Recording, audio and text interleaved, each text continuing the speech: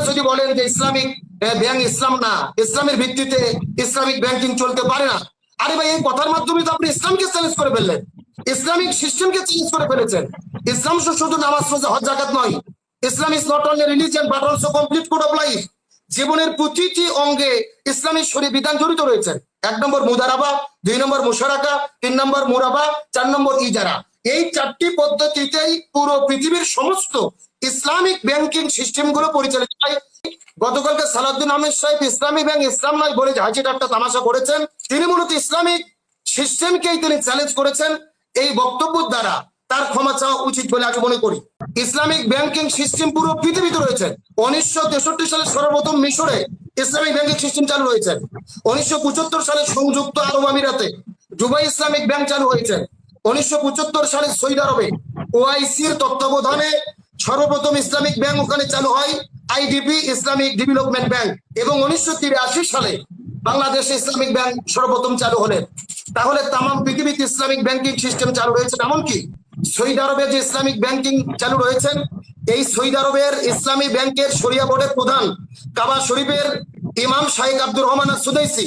সুতরাং কাবা শরীফের ইমামদের দ্বারা, মুফতি মুহাদ্দিস ফকিহদের দ্বারা শরিয়া বোর্ডের মাধ্যমে ইসলামিক ব্যাংকিং সিস্টেম চালু পরিচালিত হয়। এখন আপনারা যদি বলেন যে ইসলামিক ব্যাংক ইসলাম না, ইসলামের ভিত্তিতে ইসলামিক ব্যাংকিং চলতে পারে না, আরে ভাই এই কথার মাধ্যমে তো আপনি ইসলামকে চ্যালেঞ্জ করে ফেললেন, ইসলামিক সিস্টেমকে চ্যালেঞ্জ করে ফেলেছেন। ইসলাম শুধু নামাজ রোজা হজ যাকাত নয়, Islam is not only religion but also complete code of life. জীবনের প্রতিটি অঙ্গে ইসলামী শরীয়ত বিধান জড়িত রয়েছে। সুতরাং এমনটি বলার কোনো সুযোগ নেই। আমি মনে করি গতকালকে সালাউদ্দিন আহমেদ সাহেব ইসলামী ব্যাংক ইসলাম নয় বলে হাজির একটা তামাশা করেছেন। তিনি মূলত ইসলামিক সিস্টেমকেই তিনি চ্যালেঞ্জ করেছেন। এই বক্তব্য দ্বারা তার ক্ষমা চাওয়া উচিত বলে আমি মনে করি। ইসলামিক ব্যাংকিং সিস্টেম পরিচালিত হয় মূলত 4টি নীতির উপরে ভিত্তি করে। প্রথম নম্বর নীতি যে ইসলামের মধ্যে সুদের কোনো কারবার থাকতে পারবে না, কারণ আল্লাহ সুবহানাহু ওয়া তাআলা বলেছেন যে আমি সুদকে করেছি হারাম এবং ব্যবসাকে করেছি হালাল। তাহলে ইসলামিক ব্যাংকিং সিস্টেমটা কিভাবে পরিচালিত হয়? মূলত 4টি নীতির উপরে নির্ভর করে। প্রথম নম্বর নীতি হলো যে ব্যাংকিং সিস্টেমে সুদ থাকতে পারবে না, অর্থাৎ টাকার পরিবর্তে টাকা। আমি 1 লক্ষ টাকা দেবো, 1 মাস পরে 1,20,000 টাকা পাবো। এই যে টাকার পরিবর্তে টাকা দিয়ে লেনদেন, এটা হলেন সরাসরি সুদি কারবার। তাহলে সরাসরি টাকা দিয়ে টাকার লেনদেন চলবে না। লাভের অংশ পাবেন, যদি লোকসান হয় লোকসানের অংশ তাদের পেতে হবে। এটা দ্বিতীয় নীতি।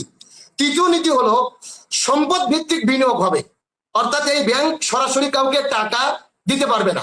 গ্রাহক এসে বলবেন যে আমার এই জিনিস প্রয়োজন, অর্থাৎ যদি কেউ 1 কোটি টাকা চাই, ব্যাংক টাকা দিতে পারবে না। ব্যাংক বলবে যে আপনি এই টাকা দিয়ে কি করবেন? বিল্ডিং করবেন? তাহলে আপনাকে রড আমরা কিনে দেবো, আপনাকে সিমেন্ট কিনে দেবো। অর্থাৎ ব্যবসায়িক কায়দায় পণ্য লেনদেন হবে।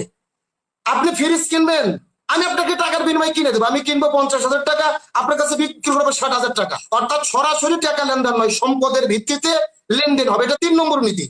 চতুর্থ নীতি হলো অন ইসলামিক খাতে কোনো এখান থেকে বিনিয়োগ করা যাবে না, অর্থাৎ মদ জুয়া, যেখানে হারাম বিষয় ব্যবসা করা হয়, যেটা শরীয়ত সমর্থন করে না, এই হারাম ব্যবসায় এই ব্যাংক থেকে বিনিয়োগ করতে পারবে না। তাহলে এই 4টি মূল নীতির উপরে ভিত্তি করে ইসলামিক ব্যাংকিং সিস্টেমটা পরিচালিত হয় এবং 4টি পদ্ধতিতে ইসলামিক ব্যাংকিং সিস্টেম পরিচালিত হয়। 4টি পদ্ধতিতে প্রথম নম্বর পদ্ধতি হলেন মুদারাবা, অর্থাৎ ব্যাংক পরিশ্রম করবে এবং যারা গ্রাহক তারা টাকা রাখবে, অর্থাৎ গ্রাহকদের অর্থ এবং ব্যাংকের শ্রম উভয়ের ভিত্তিতে ব্যবসা পরিচালিত হবে।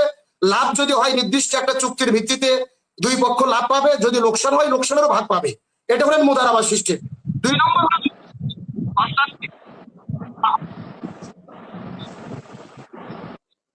টাকা বিনিয়োগ করে ব্যবসা পরিচালনা করবেন, যদি লাভ হয় উভয়ে লাভ পাবেন, যদি লোকসান হয় লোকসানেরও ভাগ 2 ভাগে বুঝে নেবে দুই পক্ষ।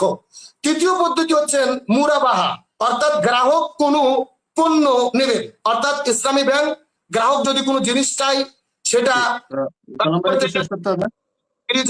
অর্থাৎ যে কোনো পণ্য সেটা তাদেরকে কিনে দেওয়া হবে এবং তার ভিত্তিতে লাভ দেওয়া হবে। যে হয়তো আমি 1 কোটি টাকার পণ্য কিনে দিলাম, আমি 6 মাস পরে 1 বছর পরে 1,20,00,000 টাকা নেব। এই চুক্তির ভিত্তিতে তাদেরকে পণ্য কিনে দেওয়া হবে। এটা হলেন মুরাবা সিস্টেম। এবং 4 নম্বর পদ্ধতি হলেন ইজারা, অর্থাৎ ব্যাংক কর্তৃপক্ষ যে কোনো জিনিস ক্রয় করবেন, বাড়ি ঘর মিল ফ্যাক্টরি ক্রয় করার পরে গ্রাহককে ভাড়া হিসেবে দেবেন, মাসিক কিংবা সপ্তাহ কিংবা বছর চুক্তি তাদের কাছ থেকে ভাড়া পাবেন। তাহলে চারটি পদ্ধতিতে ইসলামিক সিস্টেমে শরিয়ার ভিত্তিতে লেনদেন হয় ইসলামিক ব্যাংকে। 1 নম্বর মুদারাবা, 2 নম্বর মুশারাকা, 3 নম্বর মুরাবা, 4 নম্বর ইজারা।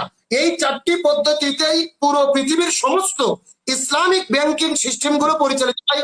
তারই ধারাবাহিকতায় এই বাংলাদেশেও যে ইসলামী ব্যাংক পরিচালিত হয় একই রকম পদ্ধতিতে। এই বাংলাদেশের বিজ্ঞ অভিজ্ঞ আলিমদের নিয়ে, মুফতি মুহাদ্দিস ফকিহদের নিয়ে শরিয়া বোর্ড রয়েছেন, তারা সার্বক্ষণিক প্রত্যেকটা লেনদেনের ব্যাপারে তদারকি করেন এবং এই শরিয়ার ভিত্তিতেই এই লেনদেনগুলো পরিচালিত হয়। সুতরাং এর পরেও যদি বলা হয় ইসলামী ব্যাংক ইসলাম না, আমি মনে করি এটা তাদের মন গড়া বক্তব্য, তাদের মনের ইচ্ছা মতো বক্তব্য। এমন বক্তব্য দেওয়ার কোনো সুযোগ আছে বলে আমি মনে করি না।